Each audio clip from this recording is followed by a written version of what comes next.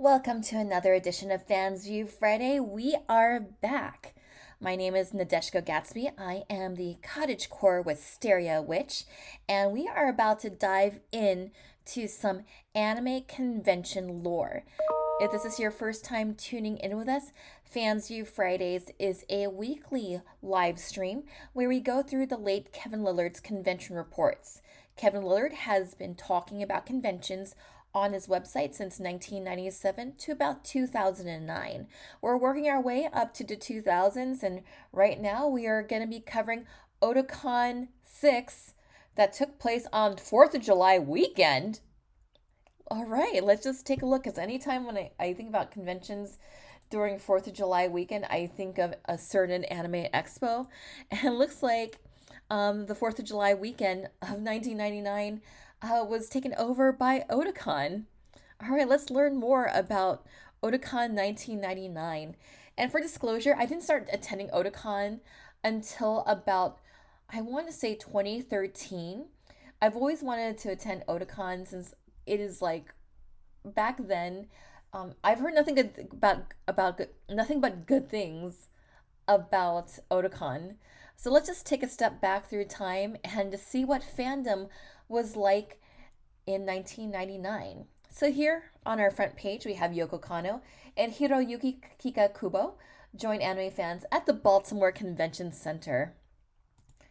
I hate to admit this, but the Baltimore Convention Center, while I do like that venue, it's my least favorite city to hold a convention, mainly because a lot of restaurants close in the evening and it's not the safest place in the world. The author wishes to thank Ross and Babcock Travel of Indianapolis, whose quick and professional help on a difficult travel day, no thanks to US Airways, made this first day coverage possible. You couldn't miss the first costumers at Otakon. All right, let's take a look at fandom in 1999. And again, if I missed something here, if you know the people in the photos, give them a shout out in the chat. Give them a shout out in the comments. Because I know, like, anytime we have some Gen Zs looking at old convention photos of folks from back in the day, like, yeah, what are they doing now? So we got some Escaflowne. We have Ash Ketchum interacting with staff. Okay, just scrolling through. We got some Final Fantasy VIII. And just remember, during this time, we had like very limited resources on how we can source our costumes. So a lot of what you'll find is very much found items, and all of this is a labor of love.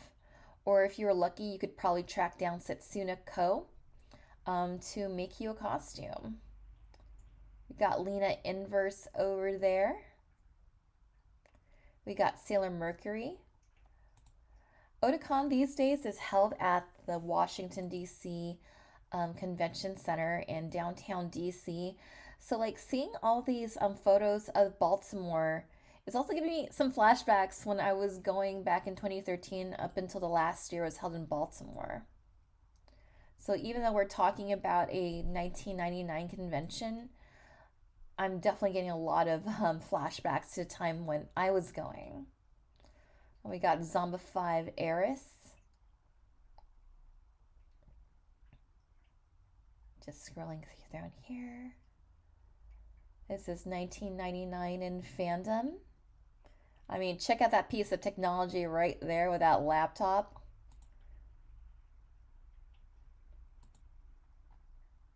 Got Genma from Ranma 1/2. I also like the fact that Kevin also captured the vibes, the fashion of the time. Looks like we got Ginray from Giant Robo.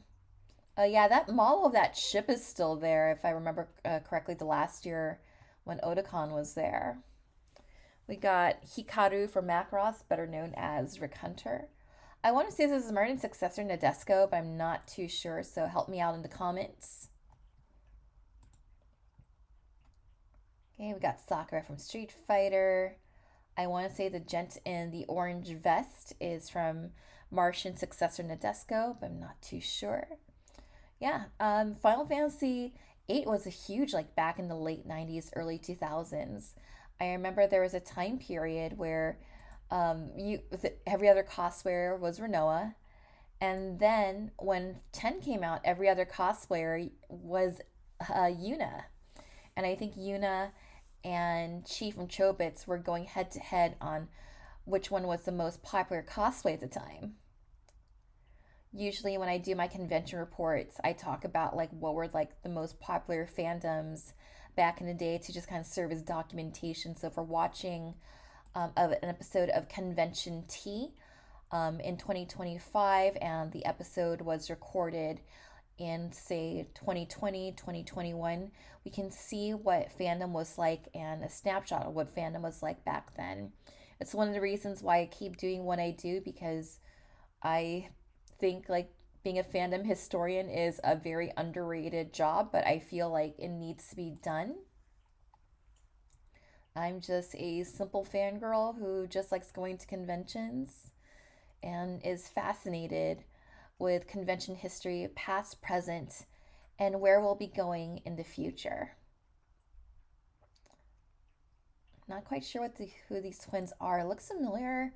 Part of me wants to say Rama, part of me wants to say Fushigi Yugi, because there were some definite fandoms I missed out back in the day.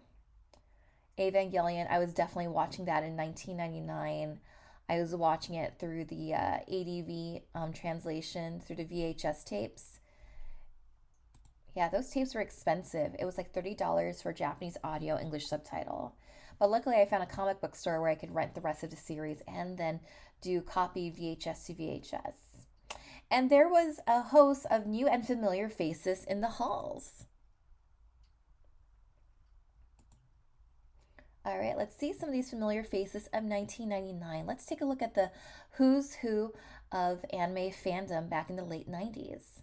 Jeb Thompson of the Iowa based anime company The Right Stuff was spotted hanging out with the costumer Kate Robarts after an unsuccessful attempt to hide from the author's camera. Robert Fenelon loves the old anime series like Space Cruiser Yamato. He came to Otakon to celebrate the anniversary of the show known in the US as Star Blazers. I've never actually seen Star Blazers. Can you believe that? Yeah, I'm a fake fan.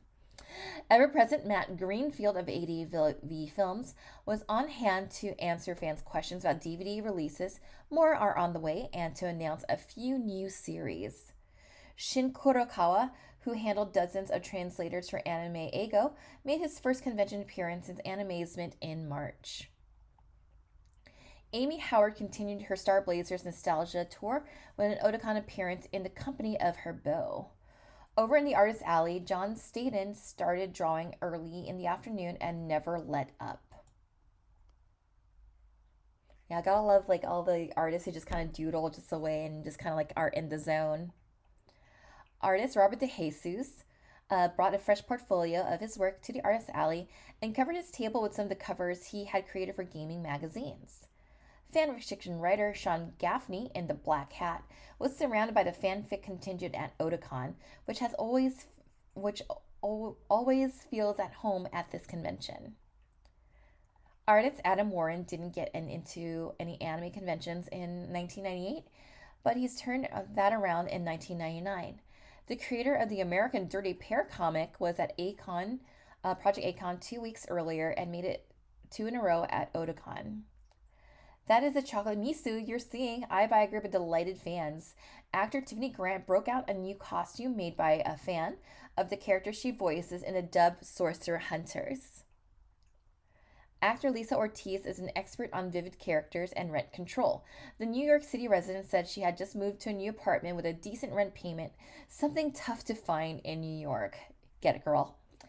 Actor Rachel Lillis, Misty in Pokemon, said she had been handling so many characters lately, she couldn't keep track of them all.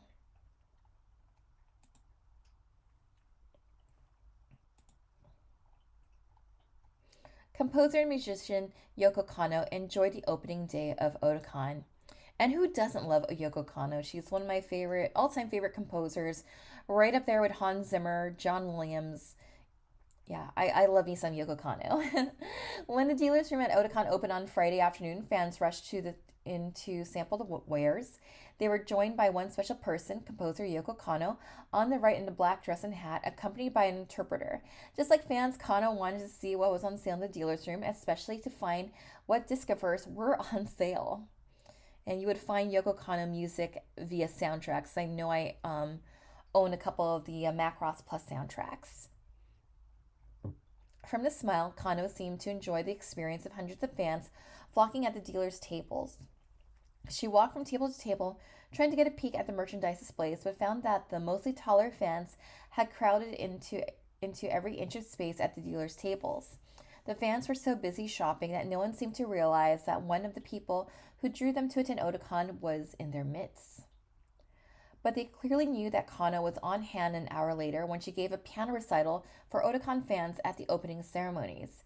Beginning with her theme from the Vision of Escaflowne series, Kanno's greatest joy came from when she made music for the crowd, singing along with her Escaflowne theme in a soft voice that only a few people in the front rows could hear.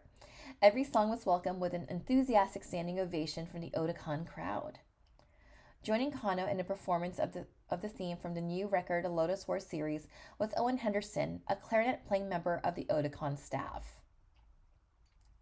Kanno has a reputation of being a pop composer who uses a wide variety of styles in her anime work. However, when she sat down for the encore song in her Friday performance, and a few notes she played later after most of the crowd had left, it was clear that her heart is in American jazz. Those who were expecting J-pop may have been surprised when they heard an improvisation that could have been played by Earl Hines or Duke Ellington, with a theme tossed from George Gershwin's Rhapsody in Blue. She brightened when the author mentioned the names Ellington and Gershwin. Members of the Otakon staff were impressed by how Kanno seemed to enjoy all of her Otakon experience, delighted that so many people were paying so much attention to her.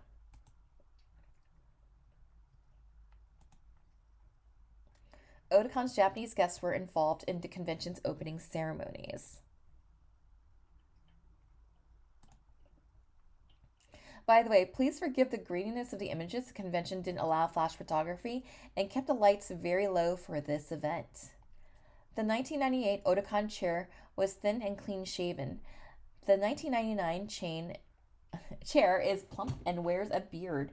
Otakon has a tradition of changing chairs every year or so, and the job has gone to John Nasdam. He led the convention into its major move from East Coast hotels to the Baltimore Convention Center, one of the first anime cons, if not the first, to hold all of its events in a convention center. Anime Expo has used convention centers for portions of its events. One of the hot anime TV series in Japan has been Cowboy Bebop, the tale of spacefaring adventurers. Shinichiro Watanabe, one of the key figures in the production of that show, was the first Japanese guest to be introduced in the opening ceremonies. Watanabe noted that it was the first time he had attended any sort of anime convention, even the manga conventions held in Japan. He was pleasantly surprised at the number of people who attended Otakon's opening day. And I recently saw Watanabe at Anime Los Angeles this year. At Anime Expo 1998, Hiroyuki Kitakubo joked that he was planning to take over the world. At Otakon on Friday night, he said, "There is one more step toward my plan of world domination." Kitakubo, who directed Golden Boy and JoJo's Bizarre Adventures, was part of the delegation from Production IG, the influential company that made the Ghost in the Shell movie. Production IG had a major presence at Otakon, with previews of its Jinro and Bloodlust vampire series shown at the opening ceremonies. Co-founder Mitsuhisa Ishikawa of Production IG had to cancel his Otakon appearance at the last minute. In his place, Kazuto Nakazawa, best known as the character designer for the Alhazard The Magnificent World series. Nakazawa noted that his Otakon trip was his first travel overseas and his first time on a jet plane. "I'm so glad you came to see me," he told the audience. Then came the appearance of composer Yoko Kanno, who charmed the audience with her jazz-style piano artistry. Another musician, singer, and songwriter, Mari Jima, was scheduled to appear on Friday at Otakon, but she was caught in air travel woes that plagued the U.S. on July 2nd and did not get to Baltimore on time. So sad.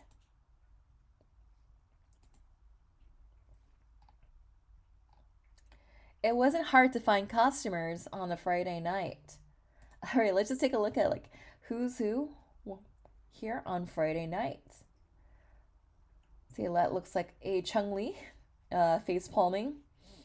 I want to assume the person in red is from Sakura Taisen. We have Pocoroso. If you have not seen Pocoroso, it is a delightful movie. It sparks all the joy because fascism is very, very bad. Better to be a pig than to be a fascist. Just browsing through here. Oh, we have Final Fantasy VI. I appreciate that. I actually did think about cosplaying as that version of Celeste, but not sure if I could pull off a bodysuit at my age.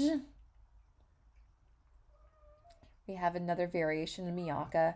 I do want to like go forward and making different versions of Miyaka. Okay, we have Eternal Sailor Moon. It's so surreal to see like when Eternal Sailor Moon was brand new and like the hottest thing like ever at conventions, but we didn't get the anime for, but we didn't get like the full manga adaptation of the for the anime until recently. We have the OG Iron Mouse. I will not accept any substitutes. You have a Dio just walking out of a workshop. Sometimes I'm just always curious to see what kind of panels were held like back in the day.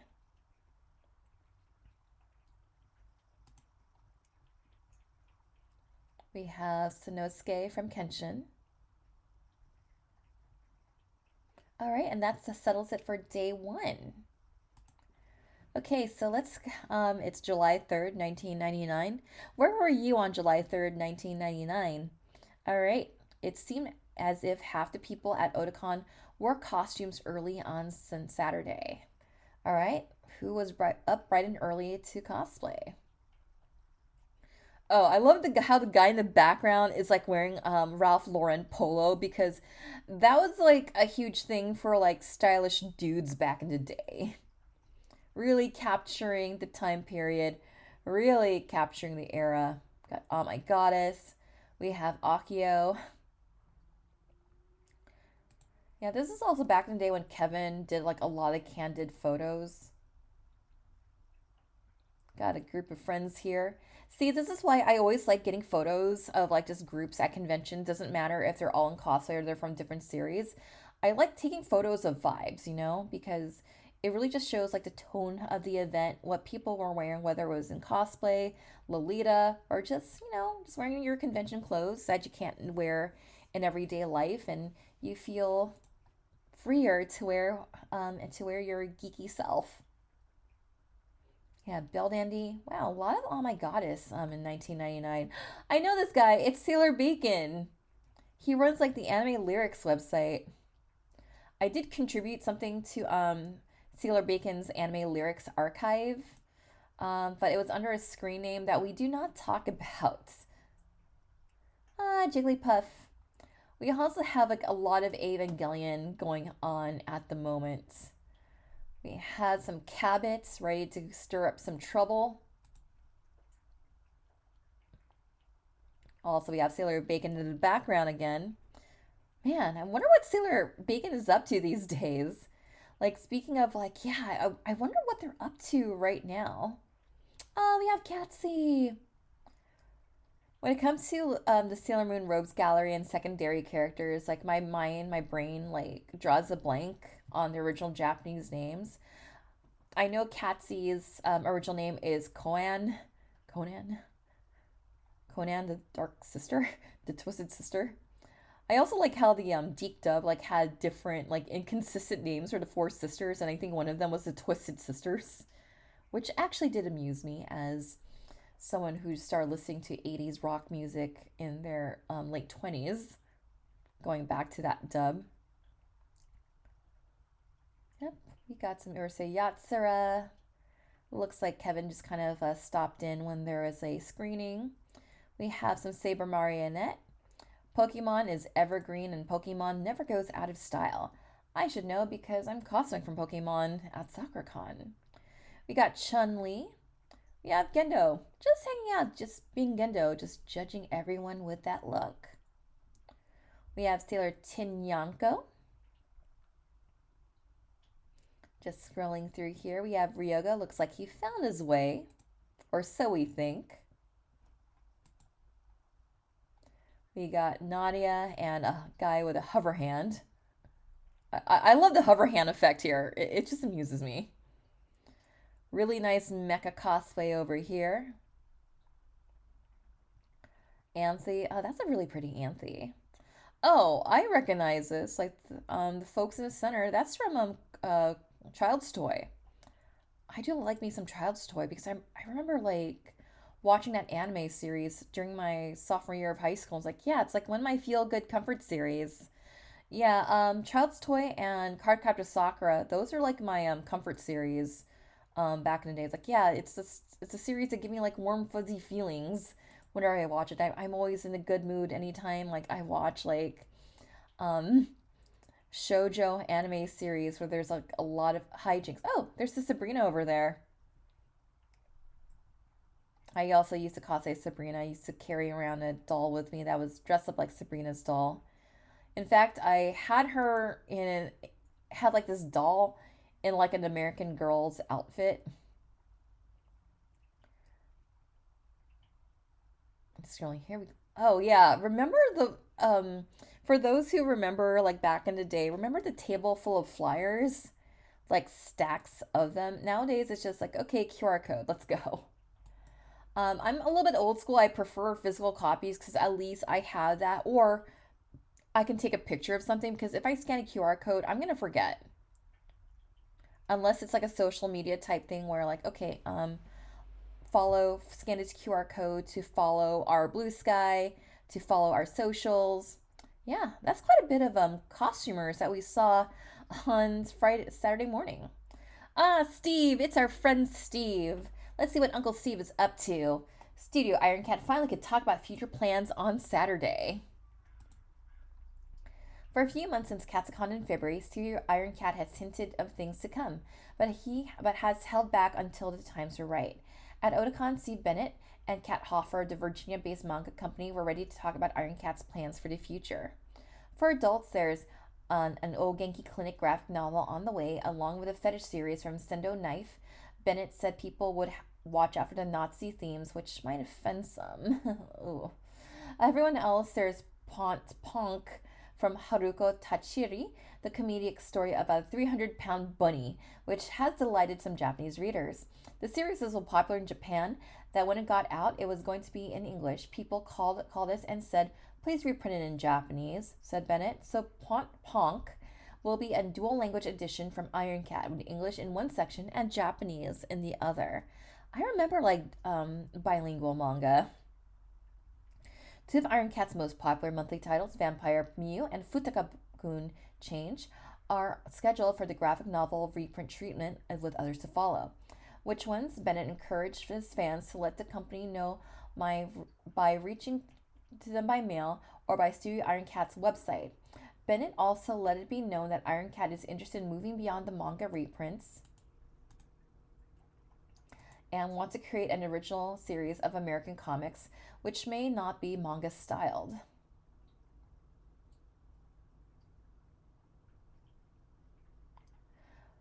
What about the criticism about the appearance of artwork in Iron Cat's titles? Bennett admitted that the criticism was warranted. That much of the art was not properly reproduced.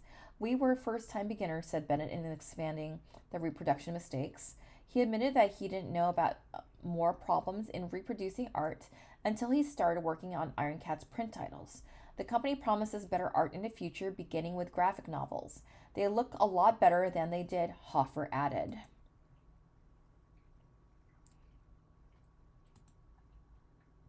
Writer Fred Schott had several observations about anime and manga. All right, Fred, I'm coming for your job. Fred Schott has lived in Japan and has worked with some of the masters of comics arts in that nation and has a deep knowledge of how Japan reacts to manga and anime. His special expertise was a welcome addition to Otakon in 1999. Much of that expertise ranges from the issue of World War II and how Japan and the US reacted to the Allied victory.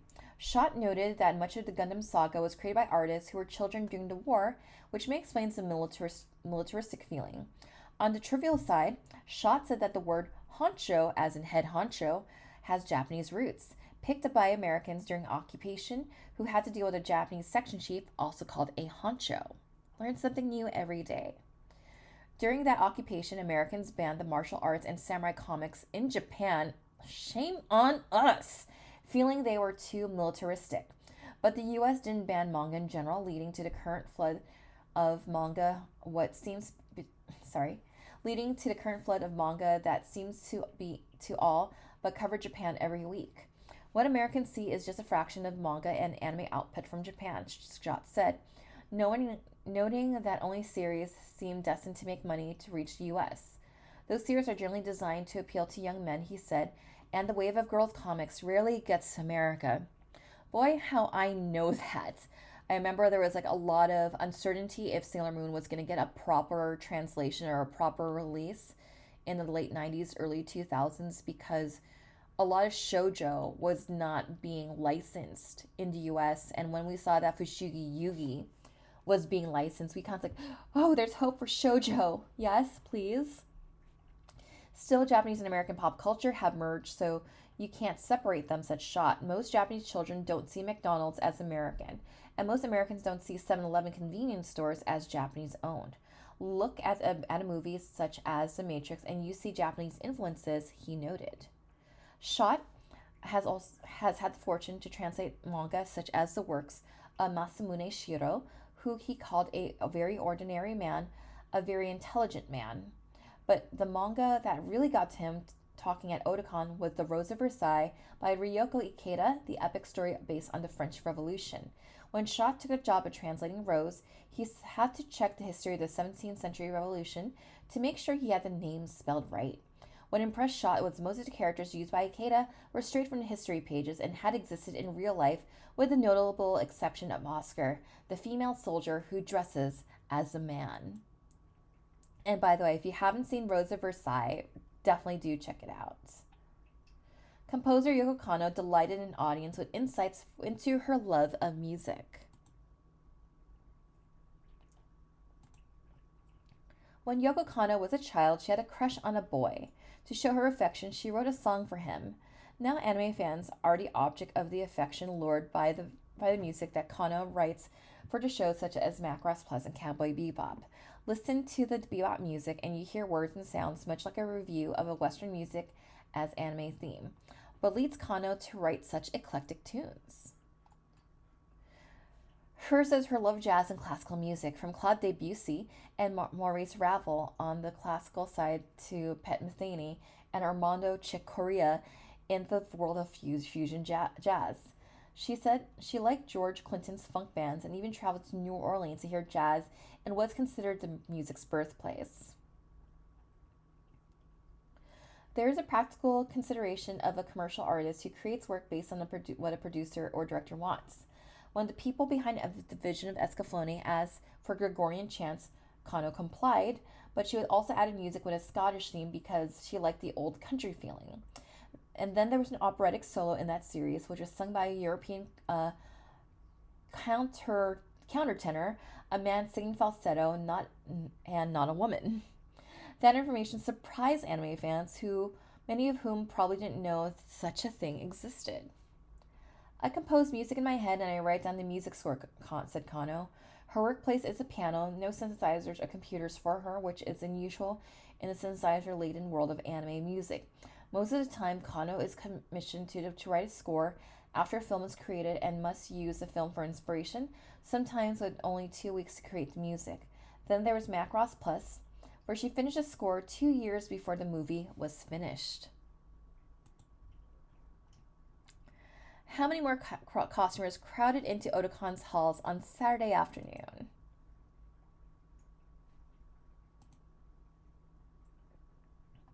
Okay, let's just take a look here. We have Miyako, we have Shampoo, and we have the crew from I Want to Learn Magic. We have Tyler.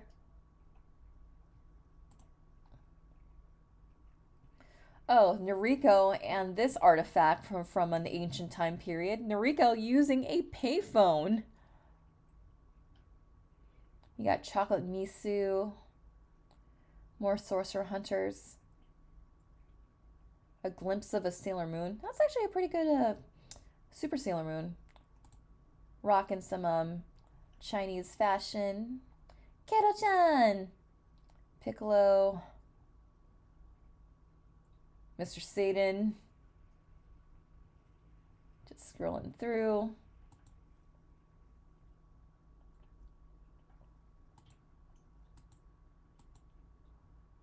Okay, we have Ray Earth.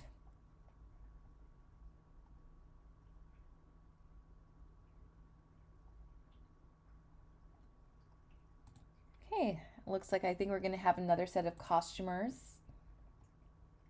But wait, first, Mariajima.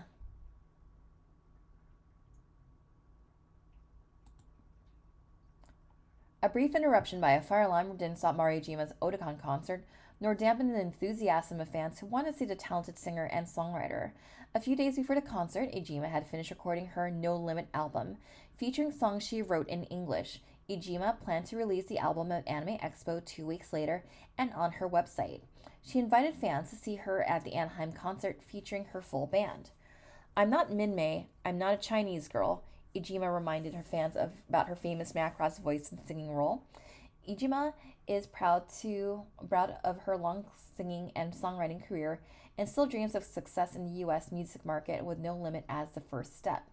By the way, apparently the fire alarm was pulled in a room being used as a daycare center in another part of the Baltimore Convention Center that was not being used by Otakon. Okay, we have some photos of Mariajima here. All right then. Okay, what do anime directors aim for when they plan a project? So do we get to hear some insight from Shinichiro Watanabe here? These are some of the top anime industry professionals, the people who set the pace for the stories you like. From left to right are Hiroyuki Kitakuba, director at Production IG, Maki Tarushima, International Operations Manager of 4IG, Kazuto Nakazawa, animator and character designer and interpreter, Shinichiro Watanabe, director at Sunrise Studios. Do these industry pros make anime for themselves, for sponsors who back their work, or for the audience they expect will watch your films? The answers sound much like tales told by the old Warner Brothers animators who said they made their cartoons for themselves and not for the studio. Kitakubo was a little bit sardonic in his answer as ever.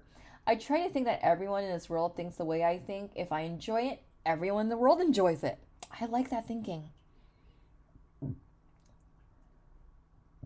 I don't make it for a specific type of people, added Watanabe, director of Cowboy Bebop. I want everybody to enjoy my work, but that doesn't mean that I can give them what they expect. Some fans want to see a certain type of animation, but I try to give them something different they can enjoy. Even though sponsors have major influence on anime, Watanabe said he can't think of any director who deep down inside really wants to make a series just to please a sponsor. And how well do we know it now with his Cowboy Bebop series and why the swordfish exist? Is anime like food? Is a series like El Hazard like a gourmet meal? Nakazawa thinks so. He cooked up the El Hazard characters. I make it to please myself, Nakazawa said. If I get good comments, I'll be happy. Anime is like cooking. You make it for yourself, and if you don't like what you get, you won't serve it to others. And I really feel like nowadays creatives can definitely use some take these words of wisdom to heart. All right, a big contest and a big haul. That was the story of Otakon's overwhelming masquerade. Okay, let's just take a look at the cosplay contest here.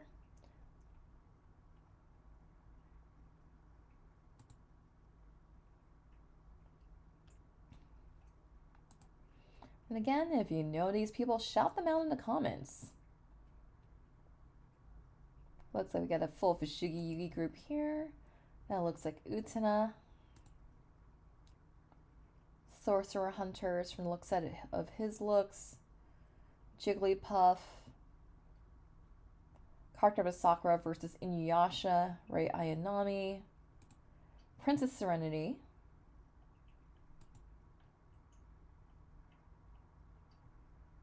Tuxedo Mask. Just scrolling through here, looks like we got Duo from Gundam Wing fame. All right, we're starting to get some broken links here. Saber Marionette J.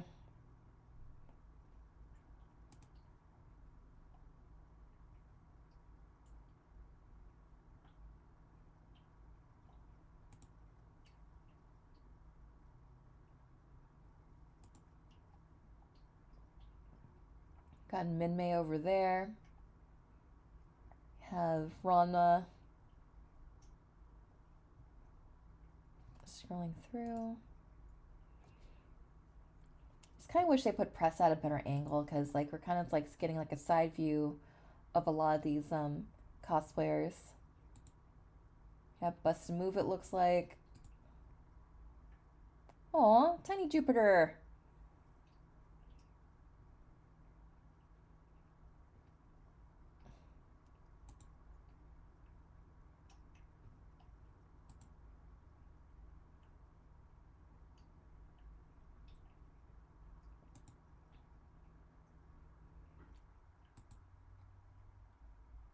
Okay, looks like we got Escaflowne. Eternal Sailor Moon. Panda! Genma.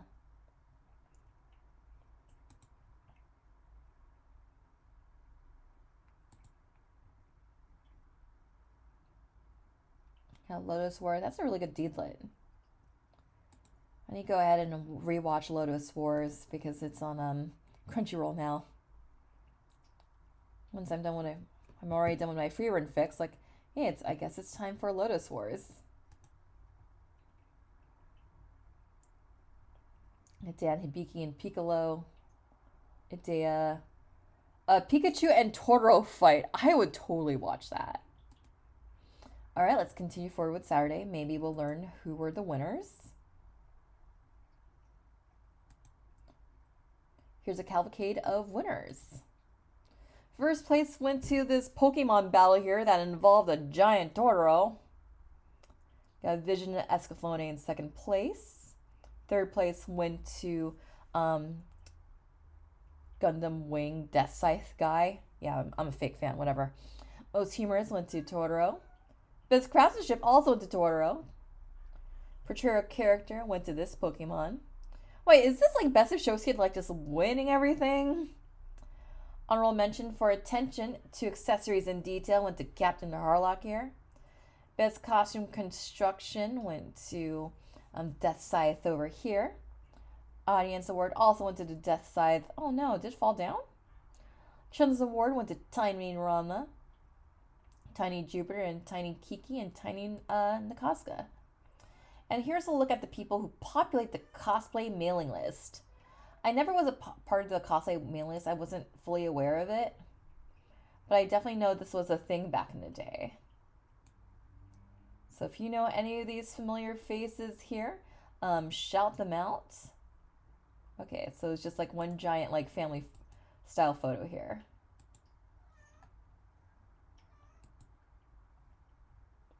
All right, what are the favorite roles of the women who provide English language voices? If you don't like anime dubs, consider this. At Otakon, dub actors left to right, Tiffany Grant, Amy Howard, Lisa Ortiz, and Rachel Lillis were scheduled to hold a 90-minute autograph session. At the end of the hour and a half, dozens of fans remained in line, but the autograph room was needed for another group of convention guests. To please the people who wanted the actors' autographs, Otakon officials had to move the entire autograph sessions downstairs to the main concourse, setting up tables and chairs so that everyone who wanted an autograph got one. The actors were more than happy to accommodate the fans. The women who handled so many of the dub roles were asked about their favorite characters they played. Lilith likes her known character, Jessie of Team Rocket from Pokemon, and a little better than Utena. Jessie came in handy with her loud ways. On the day Lilith was frustrated and angry because someone had knocked her down on the New York City subway, it was nothing but non-stop yelling, she said, about the day's recording session. Howard's favorite role is her first, best and only anime role, Nova from Star Blazers. At the panel discussion, she said that she wonders about the content of some of the more anime-intense anime recently released and wonders if it will be toned down or should be toned down. Then there's Tiffany Grant, who portrayed the pneumatic Madam President in Golden Boy and defends the role, saying it's not demeaning to women regardless of the character design. Komei in Blue Seed and Chocolate Misu in Sorcerer Hunters are her other favorites, but Grant feels a special affection for the bratty yet complex Soryu Asuka Langley in Neon Genesis Evangelion. It's a character I bonded with. It's like having a little sister, she said. There's so many levels of human emotion in Asuka. Ortiz said she likes Deedlit, the Lotus War elf, and Lena Inverse from Slayers, although Deedlit is 10 million times more refined than Lena. And there's the princess in Irresponsible Captain Tyler. She's got pink hair, and I always wanted. The brown-haired Ortiz seem to like characters for their hair colors as much as their personalities.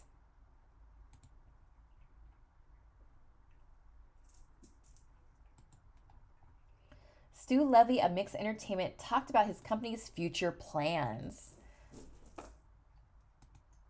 A year ago at Otakon, Stu Levy of Mix noted that the changes for ahead for Mix Zine because it was bad to have the Violent Parasite series in the same book as Sailor Moon. No duh, which appealed to young girls.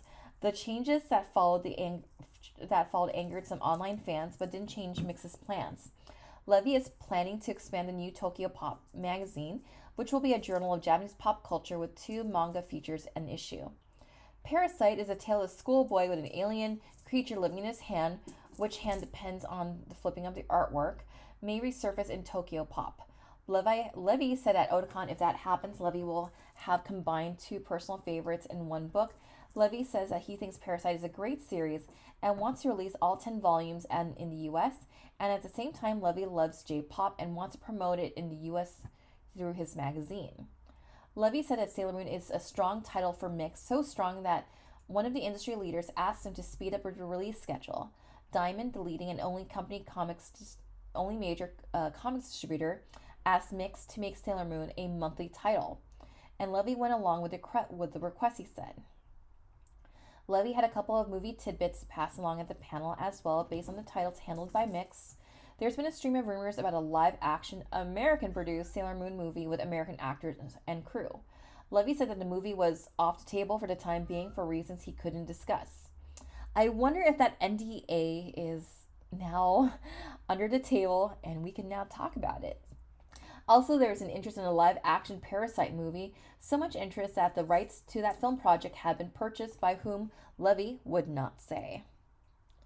Okay, let's move on to July 4th. Here's our final look at Otakon's crowd of costumers.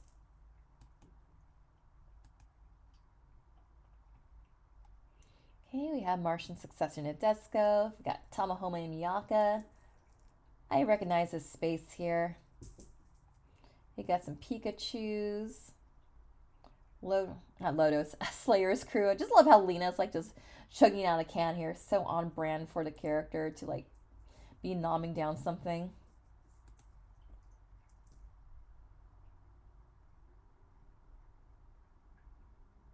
Just scrolling through. We got some Utanas here. We got Kenshin. I don't know what this is from, but it looks pretty awesome. Got Genma. Ooh, and balloon hats. More Kenshin. Oh, a lot of Slayers going on. I guess because of Lisa Ortiz's presence. Because she was a pretty huge figure back in the day for like voice actors. Yeah, Lisa Ortiz, Tiffany Grant. There's Angelic Belldandy. I've always wanted to cosplay as Angelic Belldandy. That was like one of my first cosplay ideas. But at the time, I haven't watched Oh My Goddess. I just liked the design, and I didn't really want to feel like a poser cosplaying as a character I wasn't too familiar with. But I was like, I don't have like a lot of resources. Like it's a white dress, and I can figure out the hair and wings. Dan Persons talked about the birth and plans for the growth of new Anime Fantastique magazine. I've never heard of Anime Fantastique. For all of anime's increasing popularity, there is only one regularly published anime magazine in the US and America from Viz Communications. Two other prominent anime magazines are from outside the US, Protoculture Addicts in Canada and Manga Max in Great Britain. In 1999, a new publication popped onto newsstands. Anime Fantastique was a title from the Chicago area publication house owned by Frederick Clark, which grew Cine Fantastique from a fanzine to one of the most respected magazines in the genre world of horror, fantasy, and science fiction films. Dan Persons, pictured, editor of Anime Fantastique, was on hand at Otakon to talk about his magazine. Persons said that he talked Clark into starting Anime Fantastique. He looked at where the market was and decided that the market was ready for an animation magazine that combined Eastern and Western animation, which was my idea, said Persons. The combination, which saw stories on US TV shows next to articles on Japanese productions, led to some criticism. But Persons said that the criticism wasn't as bad as he expected. Some of the criticism came from when people saw Anime Fantastique covers featuring the Prince of Egypt movie and PJ's Claymation's TV show, and wondered whether the magazine was really going to have an anime emphasis. Persons said that part of the company's marketing strategy and the early issues of Anime Fantastique had two different editions and two covers. Issues sent to newsstands and general circulation bookstores had covers of the American series, while issues sent to the comic stores had the anime covers. The issue with PJ's cover had Neon Genesis Evangelion review, for example. That changed for the issue with the Mononoke Hime feature. Persons feels that is a very important film, and the upcoming issue would features Batman Beyond. Both issues have only one cover for both kinds of retail outlets. The Cine Fantastique publishers tried twice in recent years to expand their magazine line. One publication, Vision, lasted one issue, while the other, Femme Fatales, is still going strong. Anime Fantastique's future depended on its circulation, which is why Persons asked people at the panel to spread the word about the new book so more people subscribe. Good publicity, bad publicity, just get our name out, he said. Inevitably, it didn't work. Anime Fantastique planned to cease publication after the fall of 1999. Mari Ijima spoke about the hopes of her new music album. In the months since the page last encountered the singer and songwriter Mari Ijima at Project Akon, she finished her new music album. Ijima said that she completed the production on the album, to be titled No Limit, a few days before she traveled from her Los Angeles home to Baltimore for Otakon. Ijima brought a disc with highlights from the album and played one track at an Otakon panel. She expected to have the album on sale 2 weeks at Anime Expo. 1999 is a year of changes for Ijima, and the album is a sign of those changes and her determination to succeed. She started a year with a contract with a Japanese record company, but the company chose not to renew her contract after 13 years. At first, I was depressed, but then I thought, this is my chance. I'm independent now, Ijima said. Calling upon her friends in the LA recording industry, with whom she has worked during the decade she has lived in California, Ijima created the album in 2 months' time. No Limits will contain a mixture of new and the old for Ijima. 7 tracks will be new versions of the previously released songs as heard on her Japanese albums, but with English language lyrics this time. 3 songs will be new, also in English. All of the lyrics were written by Ijima, who said writing the lyrics was the hardest part for me. The cadences of Japanese, Ijima's native language, and the English are different enough that it took considerable work and assistance from collaborator James Studer to work out the words. Ijima wants a very, very badly for No Limits to be a success so she can fulfill her dream of breaking into the American music market as a star. Ironically, Ijima says she's not really an anime fan anymore, but she does see shows on Cartoon Network with her sons watching the cable channel. Dexter's Laboratory is among her favorites. Then Ijima joined the others to talk about the worlds of Japanese popular music. If anime appeals to Americans because it's a blend of the familiar animated cartoons and the different, intense subjects, vivid plots, a unique art style, and dynamic movement, then Japanese popular music can carry the same appeal. Some anime fans have evolved into fans of J-pop. Among them, Steve Pearl. Note the blissful appearance on Pearl's face as he basks in the glow sitting next to Mari Iijima, whom Pearl met for the first time at Otakon. Once he learned of the delightful music from Japan, Pearl said he grew to haunt Japanese stores that carried albums, going too far to try to scribble Japanese pictograms of groups and show them to store clerks in hopes of getting the group's albums. Shin Kurakawa, translator for Anime Eigo video productions, also is a fan of Japanese popular music. When discussing that music on a Usenet news group, he had coined the phrase J-pop to describe the music, and the phrase stuck. He enjoys the cuteness, simplicity, and singability of J-pop. Kurakawa noted that J-pop produces many songs and are popular for karaoke. The popular anyone can sing activity that originated in Japan. By comparison, American pop and rock trends tend to be edgier and less melodic, he said. Melodic.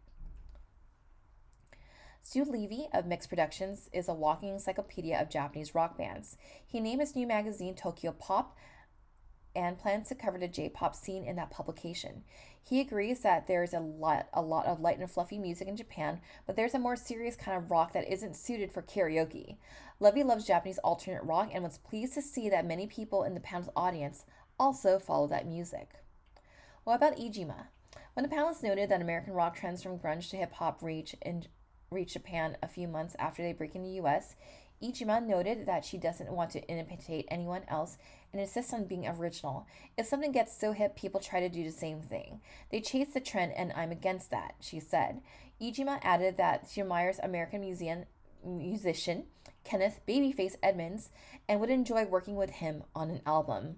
Oh my god, make that happen, please. For no particular good reason, the author leaves the convention with his collection of notes.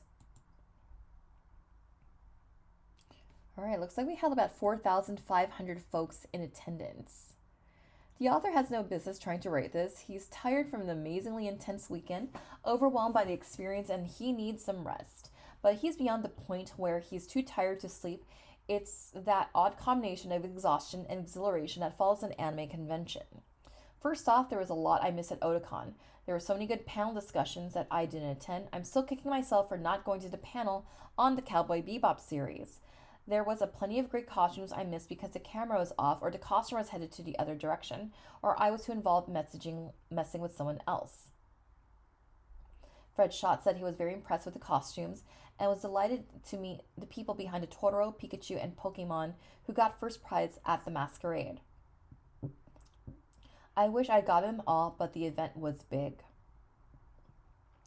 Going to Otakon was like attending the Indianapolis 500. No matter height of seat, you can't see everything. The convention staff listed their estimated attendance at 4,500, a big increase over the 2,500 of 1999. Yet Otakon didn't seem that crowded because of the move to Baltimore Convention Center. The large building swallowed crowds. The dealer's room had as much floor space as entire conventions. The main events hall was so big that it never was filled, even for masquerade. The author arrived in mid-afternoon Friday to a long line for the dealer's room, but no lines at the registration desk, despite the size of the crowd. That crowd didn't want to leave on Saturday night at 2 a.m. Sunday. There were more people on hand at Otakon than there were at Tranquility Base in Cincinnati 2 weeks earlier. Okay, everyone loves to read about what went wrong, so here's the list. Fire alarms that went off in the convention center 4 or 5 times during the convention. The designates of the Artist Alley complained that they couldn't sell stuff, that they were roosted from their tables on Sunday. Some sold cash box from a big company in the dealer's room, and there were dealers' complaints about electricity and phone line charges. And room parties were broken up by staffs of the neighboring Hyatt and Sheraton hotels. Irony of the year, when the party shut down was on the Sunday night of Otakon staff party in the Sheraton, held in the room that had been used for the con suite. Even bigger irony. The Sunday night fireworks display, which was set off moments after the party was broken up and from which the hotel room had a perfect view, was much louder than the party had ever been. And in turn, that wasn't as loud as the 5-year-old kids had been in the green room next door. Go figure. Nothing that went wrong at Otakon, and something goes wrong at every anime convention, can compare with the devastation that one deranged man caused during the weekend in the Midwest, uncomfortably close to the author's home. A man described as a white supremacist went on a shooting spree from Illinois to Indiana, firing at African Americans, Asian Americans, and Jews, killing 2 people, including former Northwest University basketball coach Ricky Birdsong, and wounding several people before apparently killing himself. While the author and thousands of people were enjoying this special fellowship based on international culture, one man destroyed lives because of hate on the same weekend. So much went right at Otakon, a talented group of costumers, tireless in their devotions to detail and tolerant in their acceptance of crazy people, with cameras who stopped them to take pictures in the halls, dozens of staff volunteers who work endless hours over the weekend, a convention chairman with the courage to walk into a meeting room, sit down, answer gripes alone, the air conditioning system in the convention center, which never wilted under the load of a large crowd, and a hot and humid weekend, which is something not to be taken for granted, and an amazingly friendly and accessible group of guests, led by the graceful Mari Iijima and the enthusiastic Yoko Kanno. Iijima was lovely in her continuing comeback tour of anime conventions. She was even civil to the poor guy who made a mistake of going up just before her Saturday concert, handing her a mini disc, asking her to autograph it, saying he was going to record the concert on that disc. "Are you sure you have permission?" a quizzical but amazingly tolerant Iijima asked. You have to wish Iijima good luck with her album and the changes she will encounter in the next few months. Kanno was astounding. She was like a schoolgirl on holiday, delighting at every inch of the convention, enjoying every sight, seemingly grateful at every bit of attention she received. The author's favorite Kanno moment was after her Friday night recital, when she stuck around for a few minutes and kept playing for photographs. She created a wonderful jazz improvisation in the style of Duke Ellington and Oscar Peterson, leaving the author yearning for more. Kanno has a reputation as a pop artist, but the author's convinced there's a major jazz artist there as well. I mean, listen to the Bebop soundtrack and parts of Macross Plus. It is definitely there. One additional note, there had been rumors that Otakon could be held on Independence Day holiday in 2000 on the same weekend as Anime Expo, which already has announced they'll be using the date for the 4-day convention. Those in charge of Otakon have said that the 2000 event will be held in August, not July. Here's a word of thanks to Otakon's organizers for working to avoid that date conflict. That'll give us a couple weeks between cons to recharge our bank accounts, keep us from needing to make the hard choice of which convention to attend and which one to miss. My goodness, consideration for other conventions. I wish my local area would do this. And a bonus, a glance at autographs from the Japanese guests of honor. Okay, let's just take a look-see here. And this will be our final stop for Otakon 1999. Here's a guide to the sketches and autographs from Otakon's Japanese guests of honor. The singing bird at the upper left and the musical stave from Macross Plus are from Yoko Kanno. The Gigi from Kiki's Delivery Service at the middle is from Kazuto Nakazawa. At the middle right is the autograph Shinichiro Watanabe. And at the bottom is a Shiro mecha from Ghost in the Shell, sketched by Hiroyuji Kitakubo. Let's look here. Oh, that's Gigi. It's giving Kuroneko vibes. All right. With that said, thank you so much for joining us for another edition of Fansview Fridays. But before we sign off, if you like this era, if you want to learn more about this era, I have a book coming out. This book comes out next Monday, March 17th. This book is called The Fangirl Diaries. I wrote this book to talk about the millennial experience of what it was like to be a cringe teen in the 90s and early 2000s within anime fandom.